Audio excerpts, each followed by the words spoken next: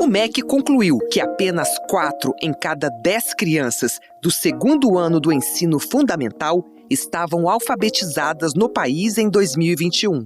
Antes da pandemia, em 2019, o número era melhor. 6 em cada 10 crianças estavam alfabetizadas. 40% dos estudantes estão com dificuldades no processo de alfabetização. É o que mostra um estudo feito com pais de alunos, encomendado pelo Itaú Social, Fundação Lehman Bid, que avaliou o primeiro ano de aula da retomada presencial. Um desafio potencializado pela pandemia, somado a uma desigualdade persistente. O percentual de estudantes que estão conseguindo avançar na alfabetização conforme o esperado é de 53% nas famílias que vivem com até um salário mínimo. Já nas famílias que vivem com mais de 5 salários mínimos, esse percentual é maior, chega a quase 80%. Colocando crianças brasileiras na largada da vida escolar em posição de desvantagem, como mostrou uma recente avaliação internacional sobre habilidades de leitura. Entre os 65 países avaliados nesse teste, o Brasil está lá na posição 58, abaixo da linha média da pontuação de 500 entre todos esses países. Ou seja, um resultado muito ruim. O Brasil tem mostrado que os alunos, no final do quarto ano, não conseguem compreender informações simples e retirar essas informações de textos. E fazendo soar um alerta. As escolas e redes estão vivenciando muitas lacunas de aprendizagem. A recomposição ela é fundamental para que as crianças e adolescentes não sejam ainda mais excluídos e acabem não desistindo da escola na medida que não conseguem acompanhar os conteúdos, o que está sendo ensinado. Da redação do G1, eu sou Natuza Neri e o assunto hoje é o desafio de alfabetizar as crianças brasileiras. Quais são os principais problemas enfrentados pelas escolas públicas e o que pode ser feito para mudar o cenário ainda nesta geração? Neste episódio, eu converso com a pedagoga Isabel Frade, presidente emérita da Associação Brasileira de Alfabetização e pesquisadora do Centro de Alfabetização, Leitura e Escrita da UFMG. E Gabriel Correia, economista e diretor de políticas públicas no Todos pela Educação. Segunda-feira, 12 de junho. Isabel, eu quero conversar contigo, começando te pedindo para nos dar um contexto aprofundado para as pessoas que nos ouvem, no seguinte sentido: o que uma criança deve saber para ser considerada alfabetizada? Se você, por exemplo, puder nos explicar por que não se trata apenas de decifrar palavras, vai nos ajudar um montão a ilustrar o que a gente está querendo abordar nesse episódio de hoje. Eu vou ter que voltar um pouquinho no tempo para dizer o que era alfabetizado em outras épocas, né? Era considerado alfabetizado quem assinava o próprio nome, né? E depois a escola passou a considerar alfabetizado aquela criança que decifra o sistema alfabético de escrita, transformando uma palavra em sons e transformando sons em palavras, né? É uma habilidade assim, muito básica e estável na definição da alfabetização, que é o domínio do sistema alfabético e parte do sistema ortográfico da escrita do português, né? Mas, enquanto a gente tem essa estabilidade dessa definição, nós temos uma mudança muito grande nos usos da escrita na sociedade. Então, um tempo atrás,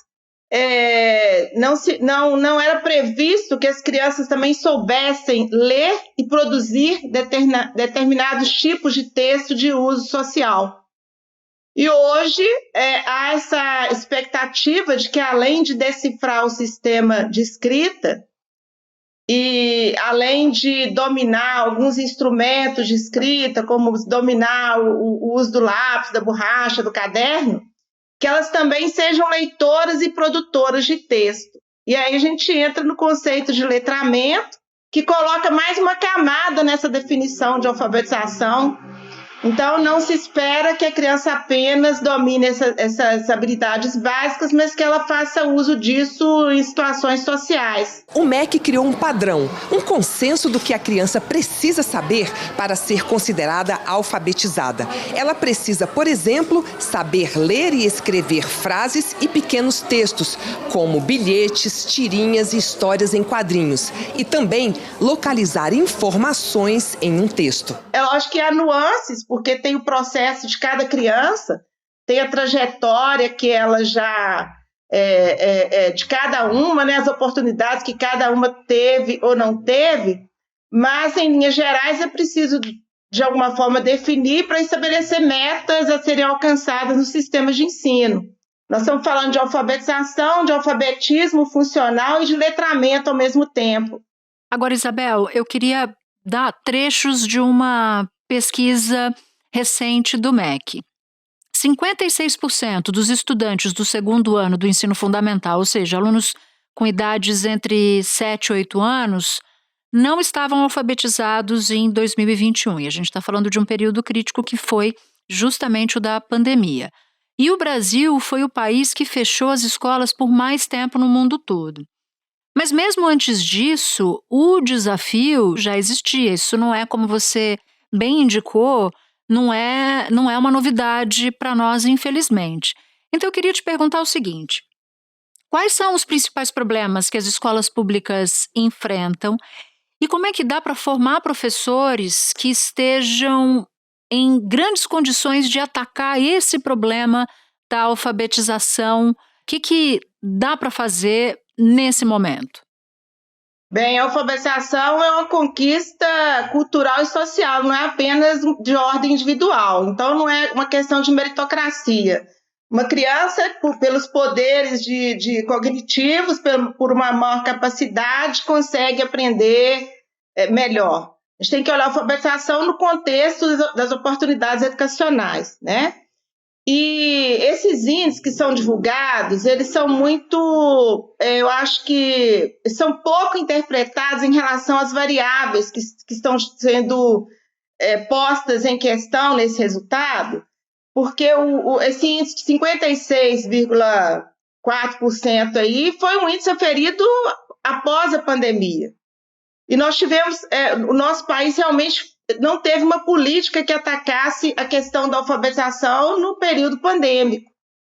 Houve um descaso do governo, né? O governo continuou com sua política chamada Política Nacional de Alfabetização, que é um caso à parte, que precisa ser discutido porque foi na contramão de todo o desenvolvimento da alfabetização brasileira, ao mesmo tempo que não se fez nada em relação à alfabetização propriamente dita. Na faixa etária de 5 a 9 anos, a parcela de alunos fora da escola, que era de menos de 2% nas redes pública e privada do país, cresceu bastante no fim do primeiro ano da pandemia. Chegou a 5,51%. Despencamos praticamente ao mesmo nível de 2006. No ano passado, a parcela de alunos nessa faixa etária fora da escola diminuiu um pouco, para 4,25%, mas ainda é mais do que o dobro da taxa de 2019, antes da pandemia. Isso é algo que precisa reverter. Isso gera evasão, isso gera reprovação, isso gera abandono da escola. E nós estamos, o Brasil hoje perde milhões de crianças e jovens ao longo do ensino básico. Nós estamos fechar a torneira disso. Nós queremos garantir que não perder nenhuma criança ou nenhum jovem na educação básica brasileira. Alfabetização no sentido mais amplo exige conhecimentos e saberes profissionais. Exige um tete-a-tete também dos professores com as crianças para interpretar o que essas crianças precisam em determinado momento ali na sala de aula. E a pandemia acabou com a noção de grupo, acabou com a história que podiam ser relembradas, que geram um pertencimento de grupo para aquelas crianças, né?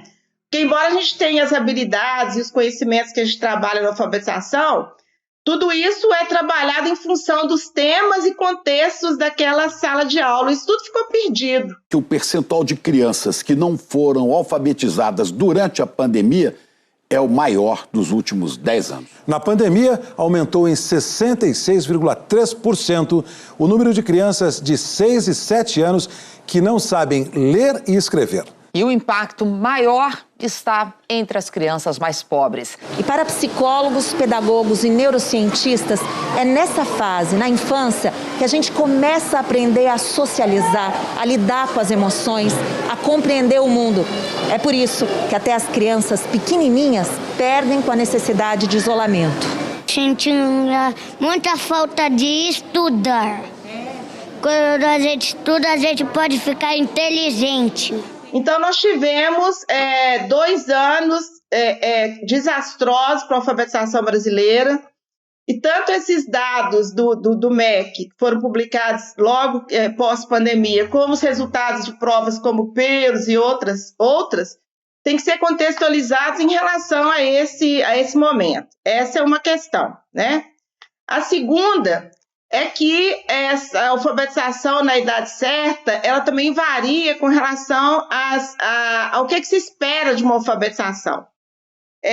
Na década de 70, as crianças eram reprovadas no primeiro ano na faixa de 50%, porque não aprendiam a decifrar, a ler e escrever palavras naquele ano. Eu fui um caso desse. Eu sou uma criança da década de 70 que reprovou no primeiro ano. Pois é. Então, contra essa opressão do sistema de ensino seriado, houve uma série de políticas de tentativa de dilatar um pouco mais esse prazo, porque às vezes a criança era reprovada no final de um ano e no fevereiro do outro ano ela tinha aquela reação positiva, mas o dano já estava feito, né? E ela tinha que repetir tudo. Em 2019, 1.400.000 crianças tinham problemas com a alfabetização. 2021, 2,4 milhões.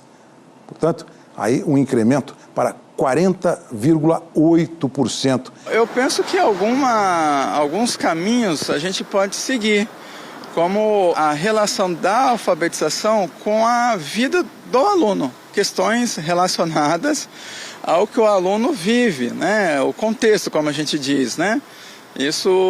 Outra coisa é fazer um processo de alfabetização que não se restringe exatamente ao que se chama idade certa. Porque não tem uma idade certa, né? Tem criança que alfabetiza com 5, com 6, com 8. Então, a ideia de trabalhar com ciclos, a ideia de trabalhar num ciclo de 3 anos que vigorou aí em várias políticas, né, que acabaram determinando coleções de livro didático, determinando políticas de formação, acabaram expandindo esse processo até os 8 anos para poder fazer mais exigências em relação a essa alfabetização expandida que eu falei antes, né? A gente universalizou a escola na década de 90, né? Mas a universalização nem sempre levou essa promoção da alfabetização, porque precisa de ter mais elementos aí, condições de trabalho, formação de professores, materiais, metodologias no plural. E se você não tem uma frequência à escola anterior, você pega uma criança de 6 anos que está começando, em tese pegaria criança de 6 anos no começo de um processo de escolarização. Então daí a ideia de um ciclo mais amplo, com exigências maiores, que ficou no Plano Nacional de Educação, está previsto 3 anos, e na política, a partir do Temer, foram estabelecidos 2 anos. Tanto que a Base Nacional Comum Curricular foi alterada para incorporar essa ideia de 2 anos. E tem também o peso da desigualdade, né? É lógico que a alfabetização não é só uma questão pedagógica, não é só uma questão de gestão do sistema de ensino. A alfabetização, o mapa do analfabetismo é o mapa da desigualdade social brasileira.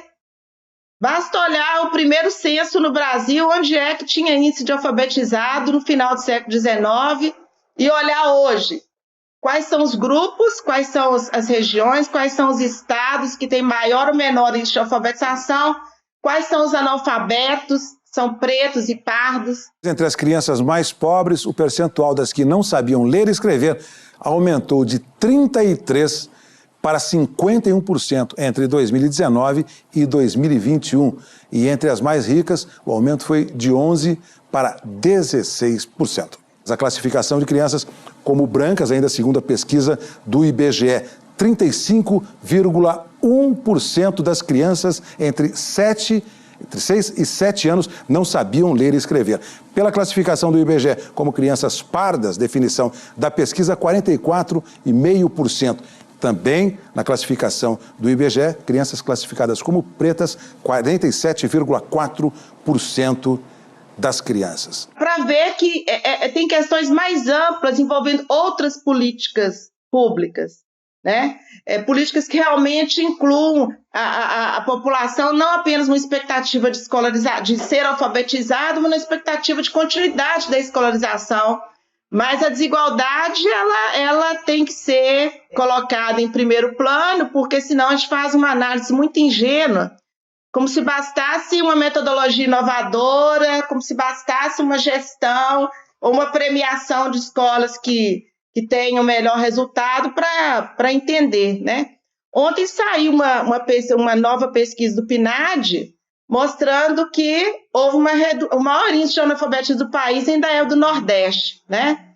Mas que o Nordeste conseguiu reduzir mais do que os outros estados o índice de analfabetismo no período. Então, a gente tem situações muito estáveis no Sudeste, mas o Sudeste também tem um índice de analfabetismo que fica cada vez mais difícil de romper, porque a gente está lidando com gerações de jovens e adultos que não tiveram direito à escolarização, e temos esforços grandes em regiões que estão conseguindo aumentar o índice de alfabetização, mas assim, no meio de muita desigualdade ainda. Isabel, eu te agradeço demais por ter vindo falar com a gente de um tema tão importante. Muito obrigada. Bom trabalho, viu, para todos. Espera um pouquinho que eu já volto para falar com o Gabriel Correia. Gabriel, eu falava agora com a Isabel sobre o tamanho do desafio que é alfabetizar as crianças aqui no Brasil. E pensando do ponto de vista da política pública, o que comprovadamente funciona para ampliar e, ao mesmo tempo, melhorar a alfabetização? Sempre que a gente pensa em política pública para melhorar a aprendizagem dos estudantes, e nesse caso, a alfabetização das crianças, a gente tem que olhar para a sala de aula em que as milhares de professoras e professores do Brasil trabalham cotidianamente para apoiar esse trabalho que está sendo feito lá. Por que eu digo isso? Porque se uma política pública não passar por toda essa cadeia de implementação para apoiar o trabalho dessas professoras e professores, ela vai ter sido inócua, não vai ter efeito. Então, a partir disso que a gente pergunta, mas o que as evidências científicas, o que as experiências nacionais e internacionais apontam que dá certo? Né? A gente não tem uma bala de prata para resolver a alfabetização no Brasil, mas temos um conjunto de ações que são fundamentais e que todas as redes de ensino, né, as secretarias de educação que conseguiram avançar, fizeram. Destacar rapidamente aqui, em primeiro lugar, o apoio e a formação de professores e professoras. Como qualquer profissão, os professores e professoras precisam se desenvolver, ter o desenvolvimento profissional ao longo do tempo e com muito apoio, com condição de trabalho. E que tipo de apoio é esse? Bons materiais didáticos, né, livros de leitura para criança, materiais que possam apoiar esse trabalho das professoras.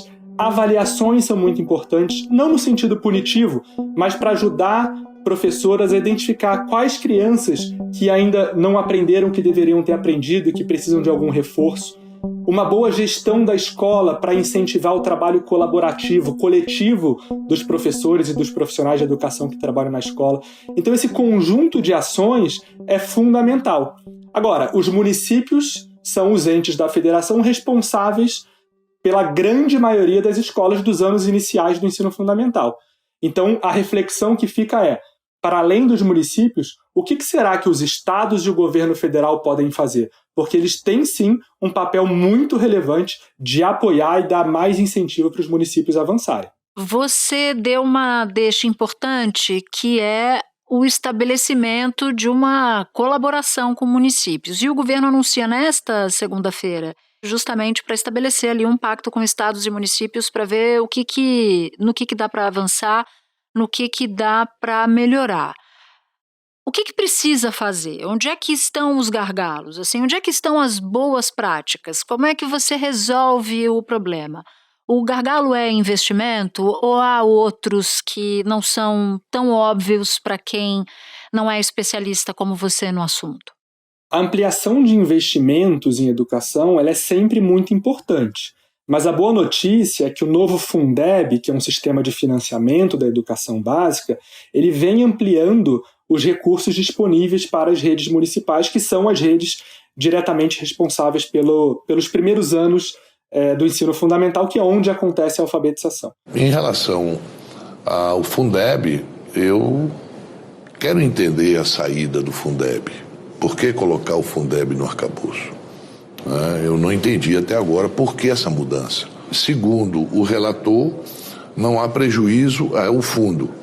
Segundo alguns outros, há um prejuízo. Quando a gente fala dessa colaboração entre o governo estadual e os municípios, com apoio do governo federal, a gente deve falar especialmente em duas grandes avenidas. E essas duas grandes avenidas são muito inspiradas no caso do Ceará, que é um caso que já deu certo, em que o governo estadual de fato apoiou os seus municípios. E o ministro vem do Estado, né? E o ministro da Educação vem do Estado, a secretária executiva do Ministério da Educação vem do Estado. Então eles lançam esse compromisso muito inspirado na política cearense. Das 10 melhores escolas do Brasil nos anos iniciais, todas são cearenses. O Estado também se destaca na avaliação dos anos finais do ensino fundamental, do 6º ao 9º ano.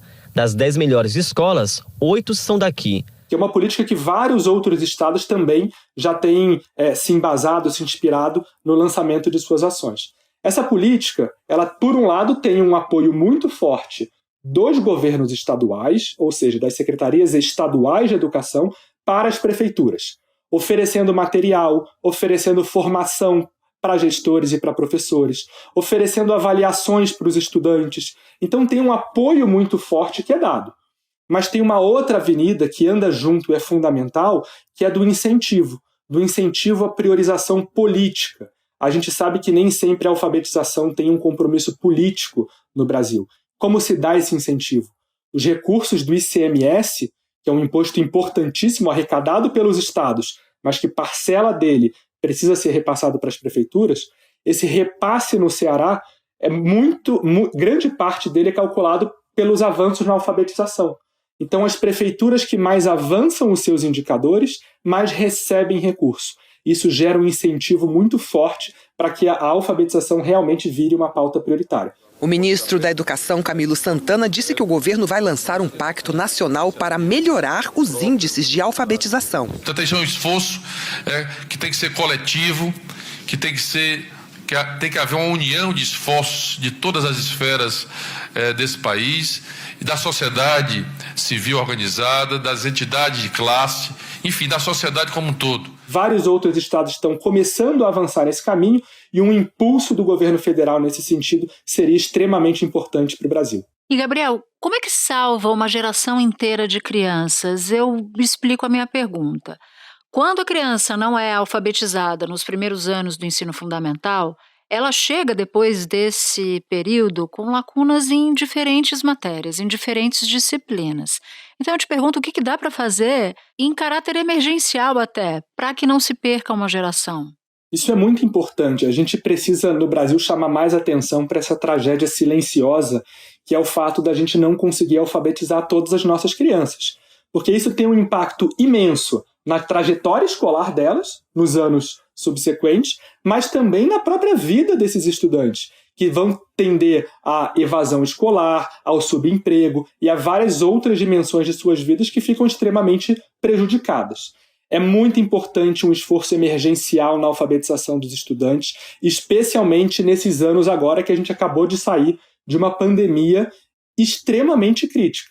Então, o Ministério da Educação, com os estados, com os municípios, precisam identificar quais são realmente as crianças que não foram alfabetizadas, que não são só as crianças no 2º ano, mas também tem crianças no 3º, no 4º, no 5º, no 6º ano do ensino fundamental que não foram alfabetizadas e ter políticas específicas para elas. com mais tempo na escola, com professor dedicado para poucos alunos, com material didático específico para essa alfabetização, muitas vezes tardia. Uma avaliação feita com 250 mil crianças de 7 anos mostrou que 73% delas não leem ou leem no máximo 9 palavras por minuto. Apenas 7% são leitoras fluentes nessa idade.